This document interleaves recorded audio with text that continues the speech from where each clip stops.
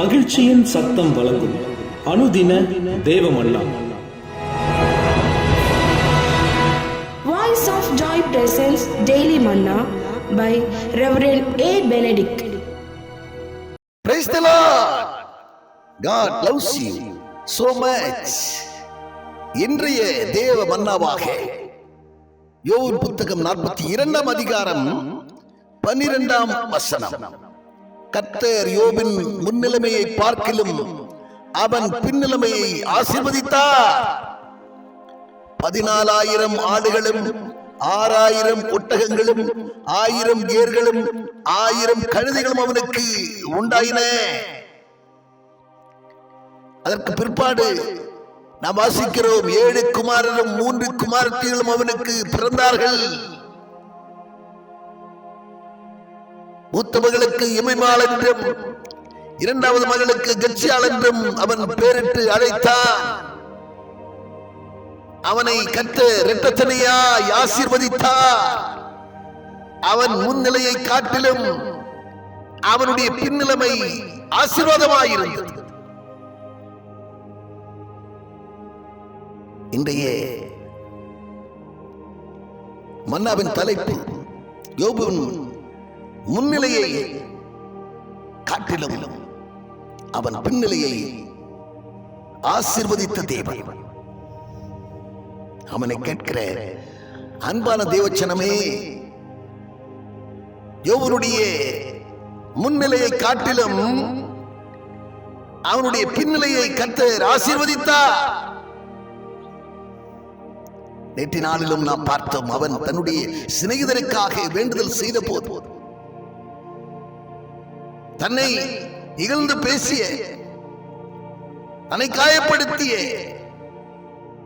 தன்னுடைய சிநேகிதருக்காக அவன் வேண்டுதல் செய்த போது அவனுடைய சிறையிருப்பை ஆண்டவர் நீக்கினார் என்று பார்த்தோம். இந்த இடத்திலே அவருடைய முன் நிலைமையை காட்டிலும், முன்பிருந்த நிலையை காட்டிலும் அவனை கர்த்தர் அதிகமாய் ஆசீர்வதித்தார், இரட்டத்தனையாய் ஆசீர்வதித்தார் என்று சொல்லி நாம் பார்க்கிறோம்.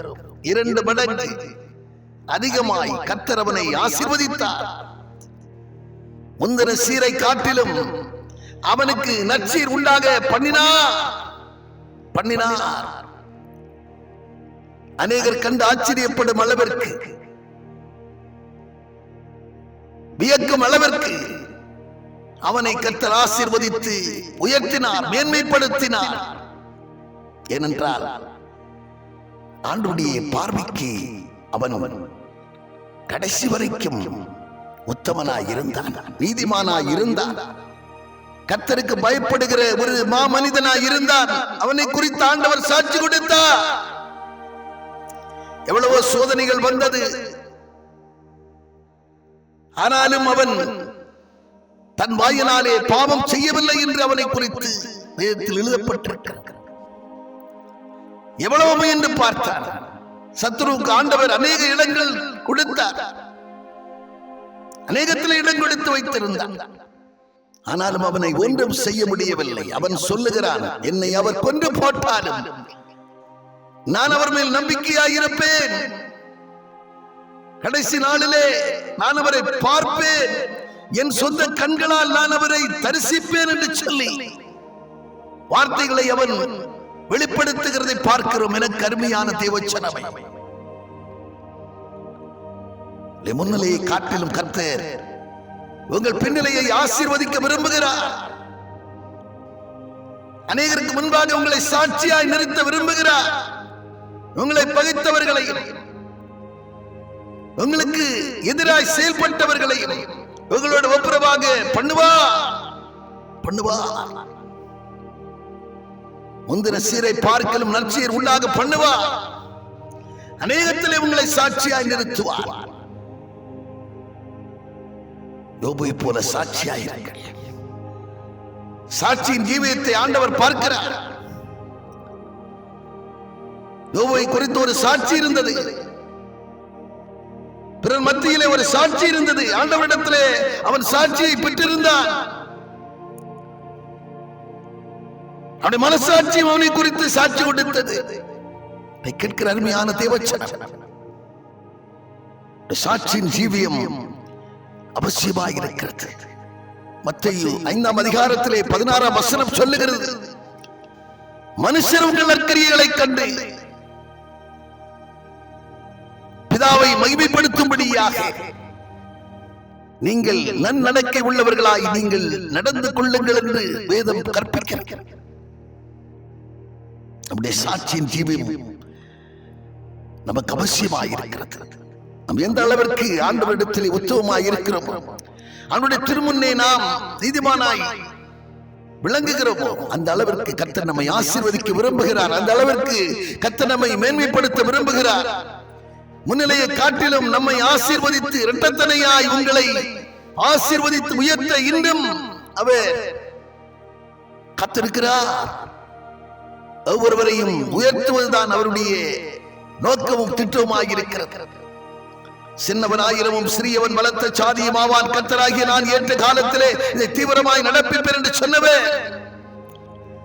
சின்னவனை புழுதியிலிருந்தும் சிறியவனை குப்பையிலிருந்தும் உயர்த்தி தூக்கி எடுத்து அவனை பிரபுக்களோடும் அதிகாரிகளோடும் அமர பண்ணுகிறவர். உங்களை உயர்த்துவார், உங்களை மேன்மைப்படுத்துவார், உங்களை தகுதிப்படுத்துவார், உங்கள் முந்தின சீரை காட்டிலும் நற்சீர் உண்டாக பண்ணுவார் என்கிறதிலே கொஞ்சமும் சந்தேகம் இல்லை. நாம் ஜெபம் பண்ணுவோம்.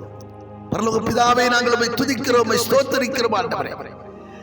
யோபு சிறையிருப்பை நீக்கி அவரை ஆசீர்வதித்த முந்தின சீரை பார்க்கிலும் முந்தின நிலையை பார்க்கிலும் பிந்தின நிலையை நீர் ஆசீர்வதித்தீரே. இரட்டத்தனையான ஆசீர்வாதத்தை அவனுக்கு தந்தீரே.